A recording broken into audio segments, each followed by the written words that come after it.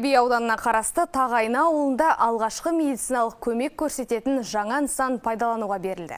Бұған дейін дәрігерлік қызмет алу үшін көрші ел мекендерге қатынауға мәжбүр болған тұрғындар енді медициналық көмекті өз ауылында ала алады. Жаңа нысан тәулігіне 12 адамды қабылдай алады және барлық қажетті медициналық құрал жабдықтармен қамтамасыз етілген. Медициналық мекеменің іске қосылу арқасында ауылда жаңа жұмыс орындары ашылды.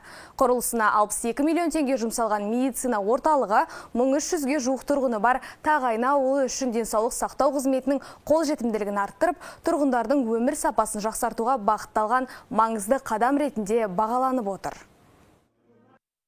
Президентіміз ауылдарда денсаулық сақтауды жаңғырту бағдарламасы арқылы осындай тапсырма берген болатын.